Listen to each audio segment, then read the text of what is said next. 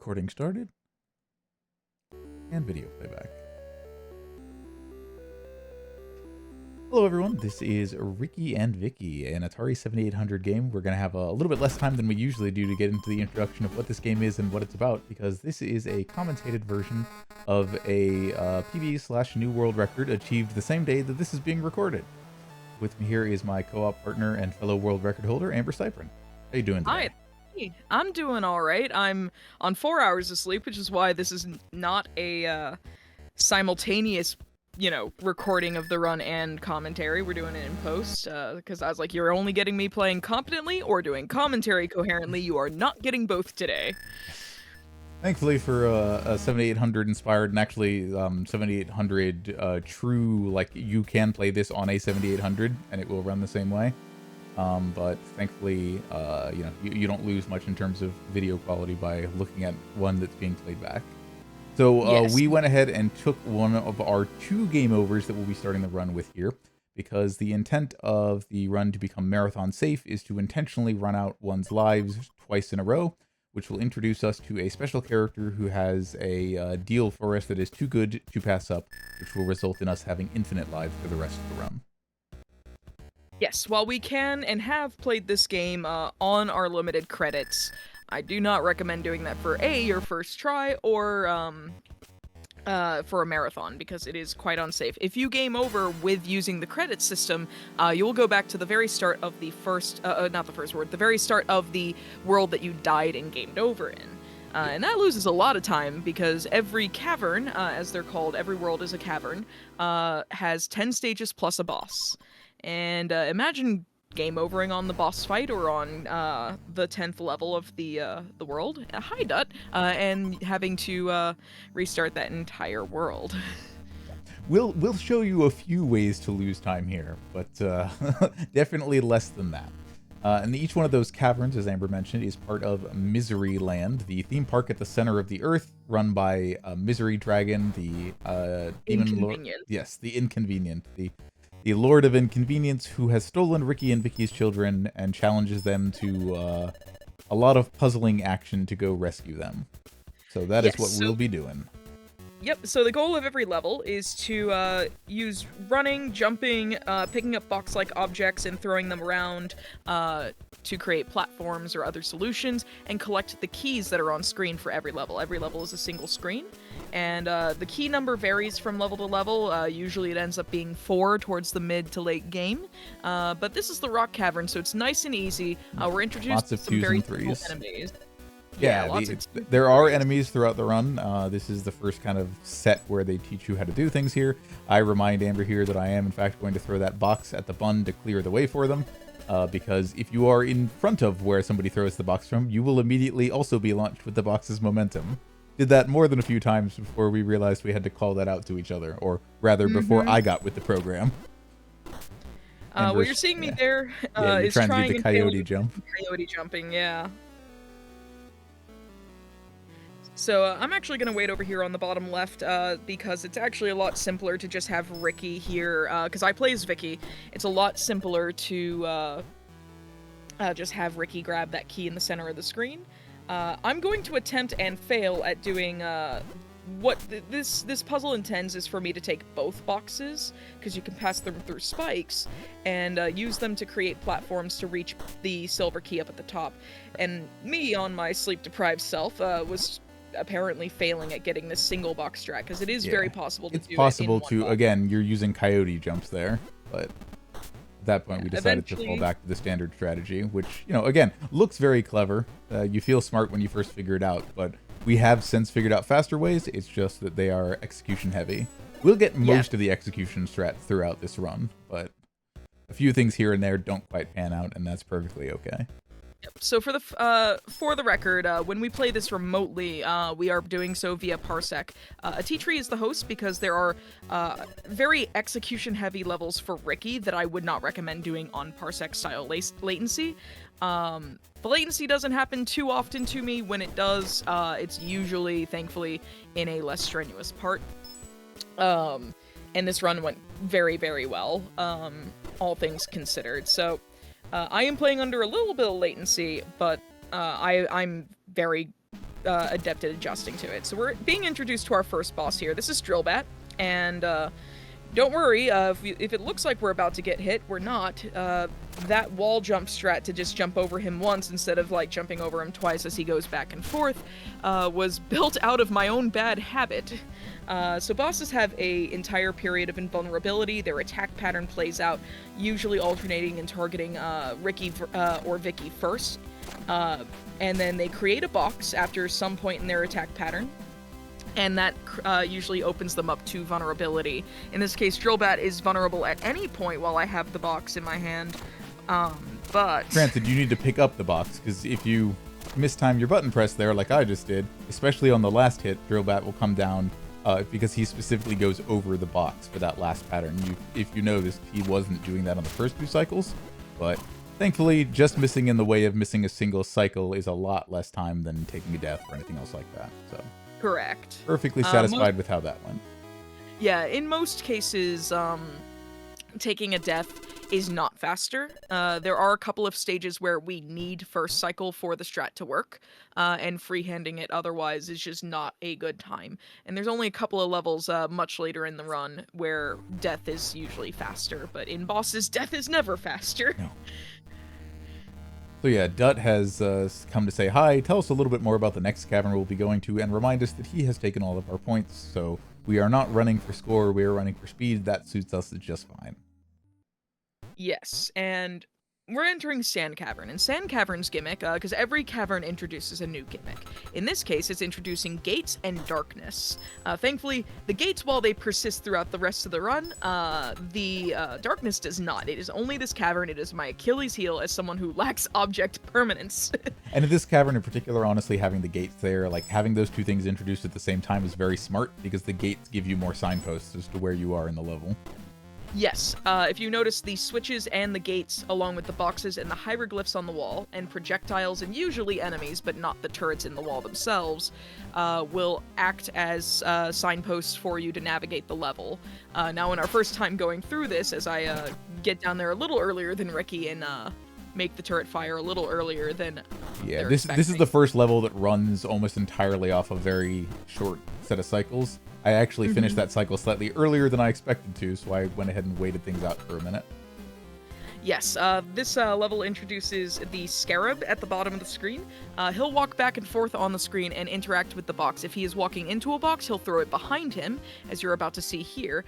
And this level actually is pretty execution heavy for me. Yes. I have to wait for this box to drop. Boxes naturally will drop if they have nothing supporting them after being stuck to a wall or ceiling for about 4 in-game seconds.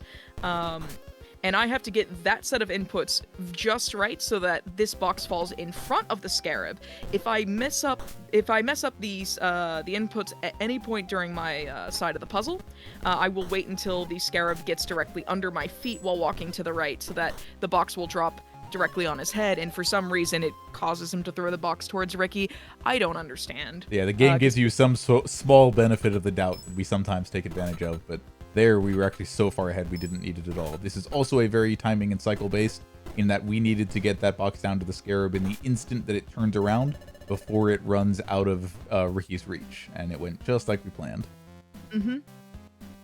So this one's very simple. I'm going to throw this box down to the Scarab, and I'm going to go up to the keys and hold left, and all Rikki needs to do is catch that box. If Tree were to fail to catch that, the level would be soft locked, and thankfully we can run down our timer and reset it. But yeah, that's actually what we were doing at the very beginning. Is that's what makes taking those 2 continues so quick. Is there's a button on your controller that's basically the give up button for if you soft lock a puzzle or you just don't know what you're doing and you want to take another crack at it. Yep, and did you know that you need to jump and throw the box to reach that switch? Because apparently I sure didn't. It's true. To make the jump, sometimes you just need to make the jump. It's true. So this is Sand Cavern 7. This introduces the Ghost Kitten enemies. Now, they appear in set positions when it's dark, and they disappear when it's light. You can also throw boxes through them to dispel them. But if you do the level, if you, react in the same way every time, they move in a very predictable pattern. I got a little spicy there, and dropped onto the key a little faster than I usually do. You were playing Mario Bros. At the end there, trying to hop on the cat's head. It's true. So we're gonna have me jump up here, grab this red key. I'm gonna jump over that sand kitten just in case. We're gonna bring me up to this middle platform here. I'm gonna grab the box, hit the switch, and I'm gonna jump on this box. And the way we prepare for this is I try to do this box jump here. If I fail it, Rikki is at the bottom box holding is on already to on the way back up towards you. Yep. Alright, so I forget to grab that key. Thankfully, this is a very easy mistake to fix. If I had gone over to the left, we would have had to have me screen wrap back down. It would have been a whole thing. But I was cognizant of that, thankfully. And there's that Garfield-looking face when you dispel the ghost kitten. I'm already on into boss 2, Lady Anubis. Yeah. So Lady Anubis here, she does not like it when the room is... If the room starts in the light, she doesn't like it when it goes dark. When it starts in the light... if it starts in the dark, she doesn't like when it turns light. So I'm actually going to block the ghost hatchet there. And we're going to grab that box there. We actually had a way worse strat. Yeah, this has all been routed out to make this as simple as possible. The long and short is that whatever section you are on, if you've been there while Lady Anubis appears, she tries to appear about 3 tiles away from you, so the hatchet has the maximum chance of reaching you. And so what we've done is we've made it so that I basically move around to make platforms clear for Amber to just glide through and make it a lot easier. There's less work we have to do. The only real sticking point there is on the second cycle, when Amber picks up the box, do they manage to arrest their momentum and turn around to make the quick throw? And on that run, it happened just as planned. So we're moving into Flame Cavern. This is the roughly about the halfway point of the game. Once we in terms of number of levels. Yeah, in terms of number of levels, this is going to be about the halfway point when we're done. So Flame Cavern introduces lava and like fire bubbles and stuff, and a lot of box bridging. So you are completely safe to throw the box in lava. It will also block the fire bubbles, no problem. If you thought these were wooden boxes, no, we assure you they are box-like object, or box-shaped objects. They have properties which are reminiscent of boxes, but they also can do many other things. Yes, so one thing that you can actually do with boxes, as Rikki has demonstrated there, is you can actually, if you edge yourself over the ledge, because there's a ton of coyote time in your feet, as long as there's a pixel of your foot on the cliff. You've got a couple of pixels range where you can put something in the lava on the second tile away from you instead of the first one. So we will be doing that a decent amount to skip certain elements of puzzles or just generally make certain jumps easier on ourselves. That is correct. So, oh, this one was, I remember what happened in this one. So an unfortunate incident happened in this level. Normally, I throw Rikki across the gap here, and what I don't normally have happen is that. Is Rikki returning the other box to you? Yep. So today I learned I need to hold the interact button where I can pick up boxes if they're thrown at me. It can't hurt. It can't hurt, no, because if something like that happens, if you're holding a button and a box comes in towards you, you will always grab it. But yeah, this is the intended strat here, and I just happened to be turned around when I was starting doing it. Whereas what I'm trying to do is I'm accelerating instead of waiting for each box to fall to create that kind of bridge or the laddering upwards. I am intentionally grabbing them and throwing them back onto each other and then missing a jump. It was like, speaking of holding a button. Yes, that is what I said. Didn't hold that one long enough. Nope. And I'm going to be the switch operator here so that Rikki can jump whenever they're ready, and I can just pull that box away to make the platform appear. You just called Vikki Rikki, by the way. Whoops. Sure did. That is very easy to do. So this is Picky here. Picky is your standard Walmart-like employee of Miseryland. Miserable and picks things up and puts them down. Yeah. There's me flubbing a jump. But warehouse work is not the most dignified, but we salute everyone who does it. Yes. You have value and you deserve to be appreciated. Yes, thankfully we greatly appreciate Picky here, even if I'm going to slightly bully him a little bit later. Yeah. Picky actually is the solution for this puzzle, not just an element of it. You'll see why in just a second here. Yeah, the way this works is that Picky will walk across anything that's horizontal, including gates that I can drag out from under him. and I have to kind of haul butt over to the left side to avoid falling into the lava as the gate's taken out from under me. And then we have to wait for Picky to put the switch back down so that we can get over to the key. Yeah. As far as non-optional strats and the stuff that is literally just part of the solution, I think that's one of the first really tight cycles in the game, and you'll see several more as we go. Yes. For now, I'm playing Volunteer Firefighter with the box-shaped object. Alright, so we're gonna hit this switch, and what Tree has to do here is sneak in and grab this gold key, not kiss Picky on the face, and then throw the box to Picky so that it as most things that know how to carry a box do, as soon as you hand a box to them, they'll turn around in the opposite direction. So we wait till Picky turns around to face us, and then send it back to him. A little bit of more firefighting here, and I hit this cycle so that that box will drop down just as soon as Picky comes back for it, so we don't accidentally miss him and have to wait for him an extra time around. But again, outside of this, Picky will not be the solution to this puzzle. In fact, we're actually going to banish him from this world. Yeah, if you see that box in the bottom right-hand corner of the screen, that box is a lie. You can get to it. You don't need it. That is corner correction at its finest, and just trying to figure out how to give the box. That is what a casual playthrough looks like much of the time. Hey, who's holding this box? You take the box. I don't want the box. But yeah, we're using our... As long as you have any momentum when you go over a gap of one tile, you will clear it successfully. We have to make sure we build up just a little bit of speed. So yesterday I learned that you can, in fact, die in a very interesting way here. Is that you yourself can also be corner corrected. Yeah, I can, so I'm very careful when I pick up that box now as I block the gate to prevent it from blocking the horizontal gate. Yep. Because I had a little too much mustard on my momentum when I picked up the box and managed to clip myself into the wall. Slid through it, yeah. Yep, and died. If you've liked the levels so far where one of us wins by doing nothing, you're going to love this one. This is extremely execution heavy on Ricky's end. But when done properly, Vikki does not need to do anything at all, because as long as you're to the right of where Hot Hog is when the attack ends, if he encounters you, then he won't go all the way over to the other side. That is a very tight jump, but so far I've successfully executed everything and trapped him on the left-hand side of the stage for 3 fast cycles. So we do need to lead him up to the second platform, and then we just throw the box up. And Vikki wins by doing absolutely nothing. It's great. So I do stay in the top right because it is A, very safe, and B, if Tree were to fail any of the cycles, Hot Hog will come over to me, and I will have to fight him myself. Hopefully that doesn't happen in any further runs, but it's good to know how to fight it as Vikki as well. So we're going to be moving into Bubble Cavern, and this is also called Donate Cavern. Yes, this is the first extremely cycle-based cavern. Yes, so we're going to be introduced to 2 new mechanics. The first of which are these box bups. These are fish. You're going to hear me call them fish for the rest of the run because box bup is extremely difficult for me to say half the time. Especially on half the sleep as usual.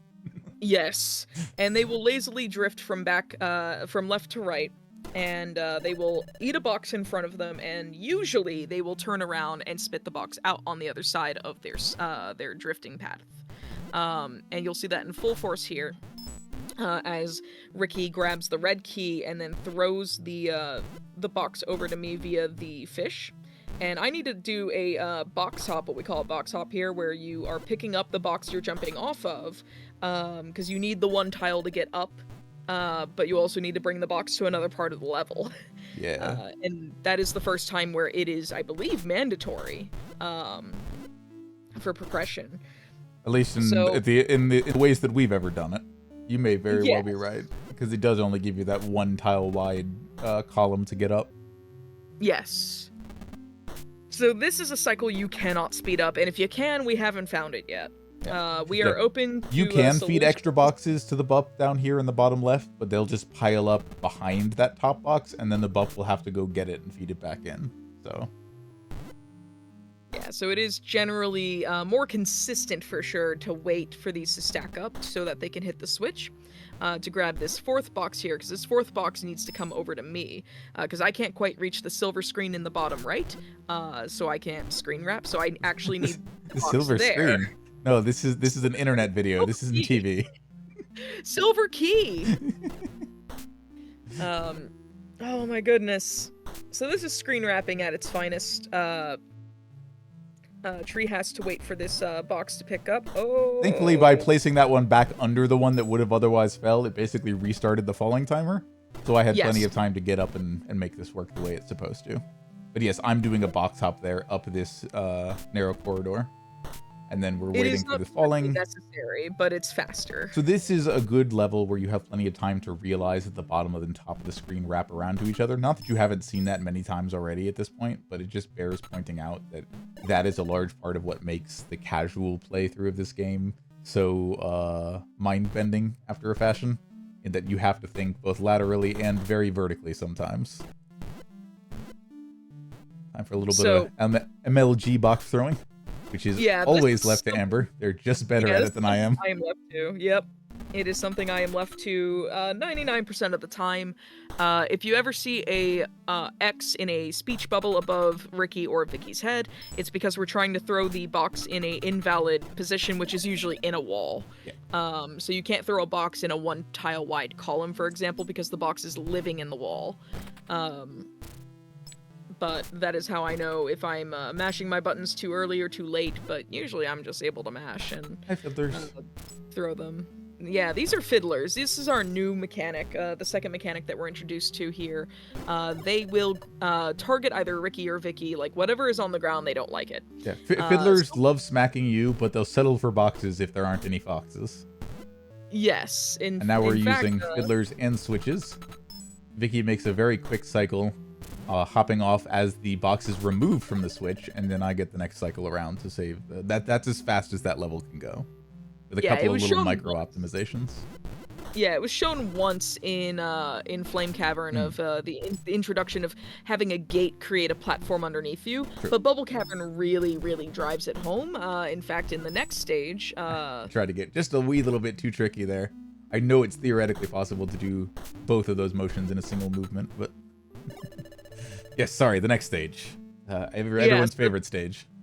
This is B8, and whenever we get this first try, it is worth popping off, because the whole goal is having Rikki. This is the other reason why Tree is our Parsec host and not the client. They were the client during our entire first playthrough, and we learned very quickly if we were to speedrun it, it's a bad idea, because gate jumps suck. And especially when you're at the mercy of waiting for the fish to throw it onto the switch, and also at the mercy of waiting for it to hello, we have someone joined us. We're at the mercy of having Tree have to deal with the 4-second timer for when the box drops. And I've had to do this as Rikki myself locally, because I've played this with other people where I'm like, I will not play Vicky, I know all the solutions. Timing out the reverse hop, the fall off hop, is arguably the hardest part, but honestly, because the timings both need to happen in the same level, like right one after another, it's very easy to get crossed up. Some more tight timing here, very similar to a couple of levels ago where I needed to get boxes 2 tiles apart from one another. I need to do the same here, but this is the cycle that Amber was mentioning previously, where if it doesn't happen immediately, you just reset the stage, because trying to time the fiddler and box pups interactions is not good luck. Yeah. Trying to freehand this level without it being first cycle is a nightmare. I have to do a coyote jump over this spike. I hate this jump so much. I barely miss it, but it doesn't give me any less anxiety. But that stage worked very well first try, and we are through the levels of Bubble Cavern and on to Humbulb the Squid. So it's going to start, its attack pattern is this. It's going to target either Rikki or Vicky. In this case, it is Vicky, Rikki, Vicky, in that order.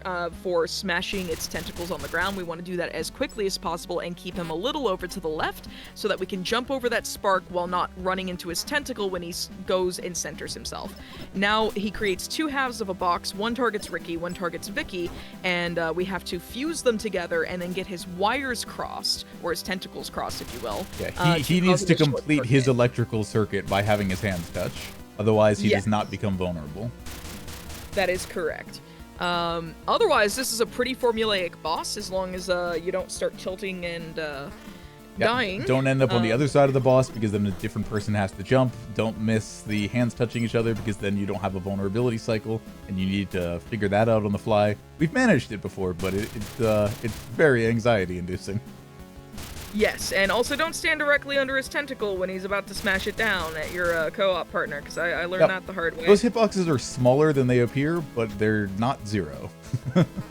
Correct. I think I jumped very early here. Yep. Yeah, you almost had the boxes hit us. There we go. And if you can't tell, there is a mild flashing lights warning throughout this run for the flashing colors of the boxes or the flashing of every boss kill. Yeah, the severe one is obviously on the bosses, but if Tech decided they wanted to put a flashing light for a warning over the whole run, we would completely understand. Yes, it's just for the rapid colors that the boxes flash. It's not like so egregious that it's difficult to look at for someone like me personally. Strobing more so than flashing. Yeah, I imagine someone else might have a problem. So this is the point at which, when we were actively doing this run, I stopped telling Amber how our splits were going. Yeah, and I was like, yeah, don't tell me. I can normally play through the anxiety, but like not today. We're moving into the final cavern of proper levels, if you will. This is Metal Cavern, and it introduces a few new mechanics. One is this pushing box thing that we only see a couple of times, but what we see majorly throughout this level, or this cavern, are these turquoise pipes, teal pipes, with the red arrows, and they allow boxes to pass through and spit out on the other side with some amount of momentum. And as you see, they do a lot of screen wrapping. Yep, Trashbot is here. Say hello to Trashbot and goodbye to Trashbot, because we've routed him out of this run as much as possible. Yes. So I figured out just a day or two ago that the way to get that to happen is to trick him into firing at us and to use the box-like object as a shield so that we don't have to stop. Yeah, we realized, oh wait, we can use this as a shield just like we do in Sand Cavern. Why haven't we thought of that in the last 2 years? Alright, so this level's a little tricky, and it relies very heavily on me doing box jump throws like this. So we always slam a box up above the pipe entrance, and as soon as we do that, we have to throw the next one. Now, getting it, as you can see, to get past the next gate in the mix there, requires me to throw the box when the box is approaching the top right of the screen while it's traveling. So we're going to wait a cycle here, and if you watch as Tree throws me up, once we reach about, just past the top right, we can close off the gate between the two pipes and open the gate at the end of the train there. Can that level be done faster? Yes. Do you run the risk of closing the box in the gate and destroying it, thereby soft-locking? Yes, you do. Ask us how we know. Yep, we've definitely done it more than once. But we have that strat consistent. Shoutouts to the previous world record holders. Utsu and Tokiji. Yes. They definitely learned several things from them. Yeah, they are the ones that I learned that cue from, of throwing the box up onto the ceiling so it falls into the pipe, and just learning that timing from there. They also are why we understand how Humbulb actually works. You should have seen our casual playthrough. It was a disaster. Along with the strat that we use in the final boss. So without them, this would have been a lot more awful to figure out. Also, goodbye, Trashbot, yes. This is, but hello, Foxbot. So Foxbot is controllable with the switches. The exclamation point switch will reset him back to his original position, and then obviously left and right moves him left and right. He is he's the only thing capable of destroying the sad fox-looking blocks there, as Tree is failing to do a coyote jump that is very hard to do. That one is very hard to do, with a ceiling right above your head. It gets much easier when you have an extra tile, as it turns out. Yes. Like, to Tree's credit, that is not an easy jump to make. So a lot of the rest of this cavern is going to involve using Foxbot in some way, shape, or form. We're going to bring him down there, and I'm going to accidentally coyote him back onto the ledge. But now I'm actually just going to hold left on Foxbot here, so I'm going to head down, block this gate so that it can stay open for Foxbot, and then we're going to have him destroy these blocks so that we can reach the keys. Yeah, players have more options for moving around than Foxbot does, so in these couple of levels, we have to set everything up to accommodate Foxbot's movement style. which is actually why we have him continue moving on to the left here and leave that one box in place, because it makes Amber placing this next box for Foxspot to land on much easier. If that Fox box wasn't there, we'd only have the 4 seconds to maneuver Foxspot over to where he's supposed to be to continue making this journey. Now that he's reached his final destination, we're gonna do a little bit of dodging of our laser shooter here. I think he's gonna end up on the inside track. There we go. Now I had to play chicken with the laser. Yeah. Which I will be doing in another level or two. If you're unaware, by the way, just from watching, you drift a lot while holding a box. Yes. If we have not said it already, let this be your warning now. You drift so much. Quietly, one of the most difficult mechanics in the entire game is controlling the only thing that arrests your momentum when you're holding a box is by putting the box down. So occasionally we're slamming boxes down in front of us or being very careful about when and how we pick them up, specifically to control for the additional momentum of holding a box. Yes. It is so easy to accidentally reset Foxspot, accidentally throw the box in a place you didn't mean to throw it, accidentally kill your partner, miss a boss kill. Ah, yes, stuff like accidentally. Alright, so yeah, this is the one where I get to have fun dodging the laser, because I'm holding a box much of the time and sliding around, but I am also controlling a lot of the rest of the level. Everything except Foxspot's controls is me, basically. So I'm lifting the box. Yeah, once Foxspot is where it is, it just holds right, and that's all I need. Hold the laser to the far left to give me the maximum amount of time to respond to Vicky's jump, because I am watching them when that happens, and then I collect the last 2 keys and finish the level. That is as well as that level can possibly go as far as we know. So you saw us building bridges in Flame Cavern across lava. Now, what if we built bridges in mid-air? It's like, well, Amber, that sounds ridiculous. Why would you do that? Because the game wants us to. Yeah, because it's time to ferry a Foxspot across, which means we literally only have the hang time of the boxes to make each consecutive movement. And Vicky has to respond to what I'm doing by placing the boxes around. This is also the last regular level of the whole game, and oh boy, in our casual playthrough was it a doozy. Like, bridge building sucks. Alright, so this is Steel Simeon. I would argue this is the hardest boss in the game to really figure out. While we have him mostly figured out, all it takes is one of us falling asleep on our side of the screen to throw a wrench in things, or maybe an accidental box drift or something. The whole point is to lead the box to the bottom of the screen where it can drop or hit from the bottom on Steel Simeon. Meanwhile, he's going back and forth and punching either 1 or 2 blocks to try to electrocute us. And if he can't reach one of us for long enough, he will pull out his remote that he uses to move us around and like reorganize the stage, like so, to try to electrocute boxes no matter where we are. Yeah, the upside of that is he will never pull out his remote anywhere other than directly above the pipe that shoots the box at him.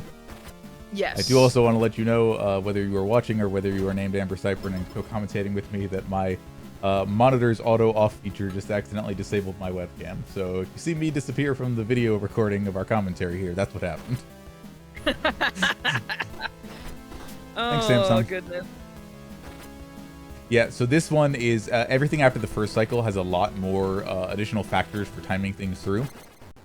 And that one most of all, because Amber has to throw that pipe, their box through the pipe and wait for it to come out on the other end to toggle the switch for me to be able to make further throws. Yeah, we have much less direct control over the switch in Phase 3, because of that.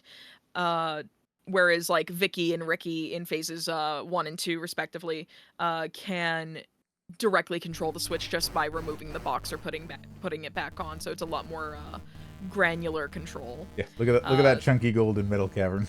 Oh my god! Oh, you can tell that we labbed Steel Simeon. If you had the original audio there, you would have just heard me go, basically. It's like, I am not telling you how far ahead we are. So this is the most optimized level in the game. Yep, we both know exactly what movements we need to do. And now we're going into the Discomfort Dispenser 2 fight. Now you might be wondering, well, this run's been going pretty well. There's been some slow cycles, a couple of deaths here and there, but, like, where could it possibly go wrong? The answer is here. So the performance you're about to see is not our best of this boss, so we will be labbing this next. I didn't expect to need to practice this one. There you go. It's always the parts you don't practice. Well, yeah, I guess the Ghost of Discomfort Dispenser 1, whatever it may have been, has come to haunt us. This is the idea of how this is supposed to go. Making the handoff while the claw is going, you make that handoff, and you get what's essentially a fast cycle, which means you immediately proceed to the next turbine phase. If that box doesn't go up fast enough, it won't land before Misery Dragon starts his next phase, and you won't get a quick cycle. You'll have to dodge several additional attacks. Unfortunately, you will see that happen, because that throw, we got it set up a little bit late, and then the throw didn't happen as quickly as we were hoping, so that is Death 1 on this boss. Yeah, what had went wrong was normally what I'm used to and what we're both used to actually is the claw actually moving even a little bit of a pixel. You're right. And it pauses after it moves before heading down. Which is the extra time that we need. Yeah. Yes. If you go back and watch that, like even there, it moved like a pixel and gave us more than enough time to get that throw done. But it instantly came down on us because we were in the right position for it to just like auto lock onto us. What you're about to see go wrong next is a matter of... We were both a little spooked, and neither of us moved enough, so the bomb happened way further to the left than we were used to. Yes. This is very much the Vicky and Rikki experience, in that if something goes wrong, it's so incredibly easy for things to cascade. You start double checking, second guessing yourself, and these fights, especially at the end of the game, are not built with those kinds of tolerances in mind. You just need to execute. Yes. This game is very execution heavy. It may look like we do a lot of waiting around, and it's true. Part of this game is hurry up and wait. True. That is Bubble the other. Cavern in a nutshell. Yep. But if you fall asleep at the wheel, if you will, the run will go wrong very, very quickly. It requires communication and awareness that I think almost no other co-op game I've had to do so far in terms of speedrunning.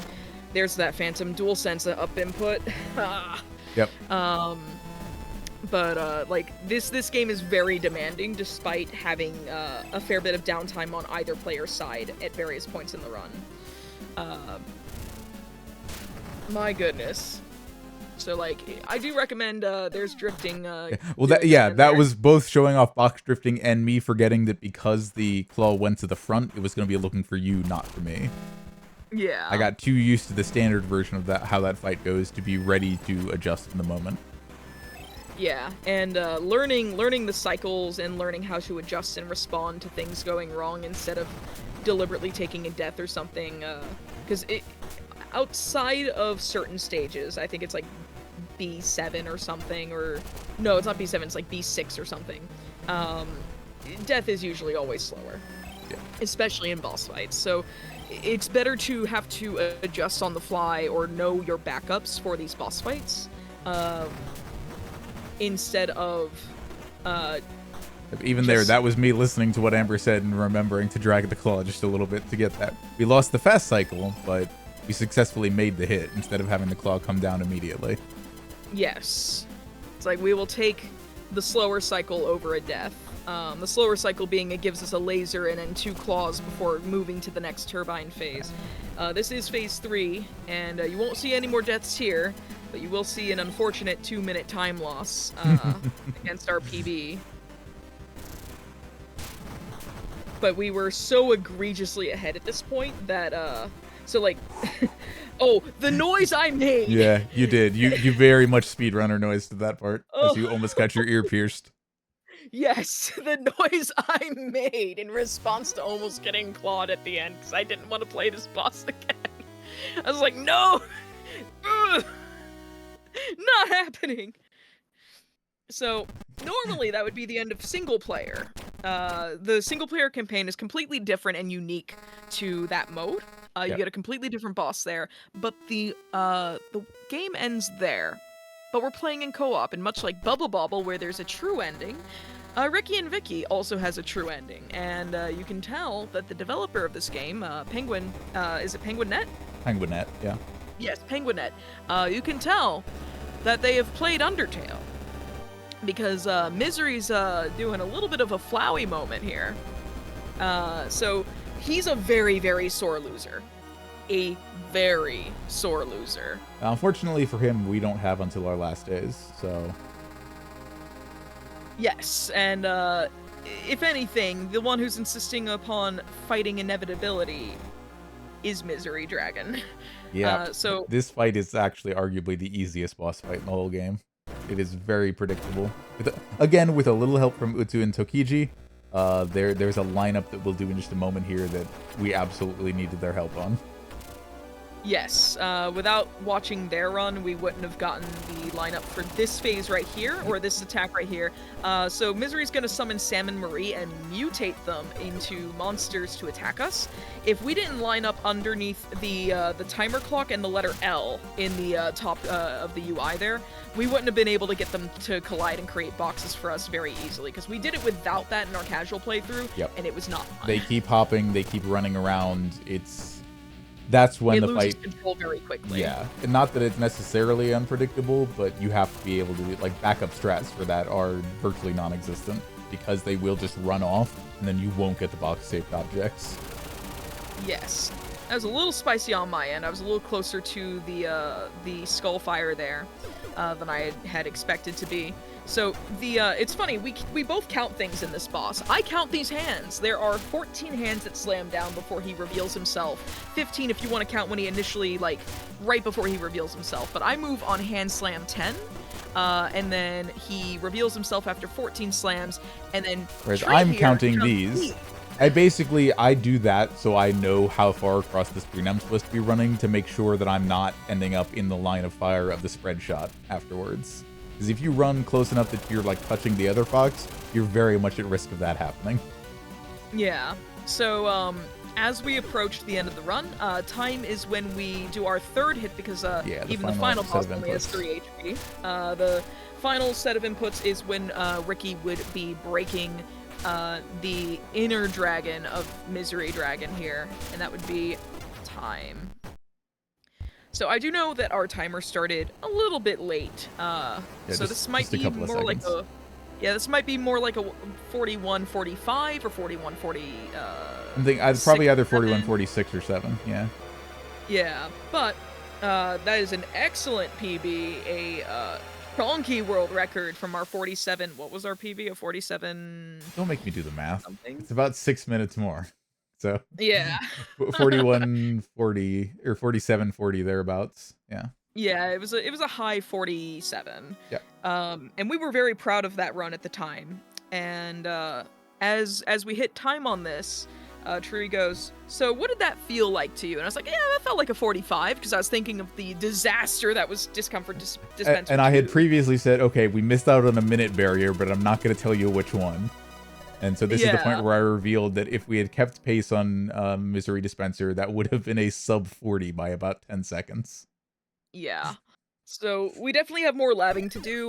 There are probably some more optimal strats we can find, but we're really happy with how far we've brought this game down, and we think it's a really fun co-op game, really, really unique in how it behaves as well. And the fact that it's an Atari, it's a homebrew Atari 7800 game. Mind you, we play the Steam version, we don't put it on an Atari 7800 to play. That introduces so much lag and slowdown, but we think this game is really cool, and I wish more people knew about it, and I highly recommend giving it a shot. If you are a retro achievements kind of person, it has retro achievements. I would argue they're worse than the Steam achievements in terms of difficulty, so yes, we've seen some very strange things over there. If you want to punish yourself, go do retro achievements. If you want to normally give yourself a hard time, just do the Steam achievements. Yeah, honestly, find a friend, grab Parsec, get your settings dialed in over there. We're both on cable internet, so we have some restrictions. If you have gigabit, if you have fiber, obviously you're good to go with that. But yeah, this game is a throwback to puzzle games of the like 8-bit era with some very unique mechanical twists on top of it. We think it's a lot of fun. It's deceptively simple when watching compared to playing, and there's a lot of execution stuff that keeps us on our toes in between the moments where we're waiting. So it's a lot of fun for us, and we think it should be for viewers as well.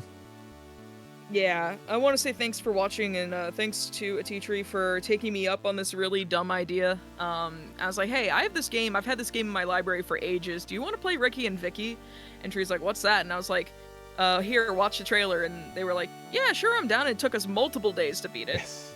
And now here we are beating it in less than 42 minutes. So if you are watching this as a marathon submission, thanks for watching, and we hope you give this a consideration for your marathon. And if you're watching this just because you want to, we hope you enjoyed the commentary. We hope you enjoyed the run. Give this game a shot. It's worth it. Thanks so much, everyone. Have an excellent rest of your day.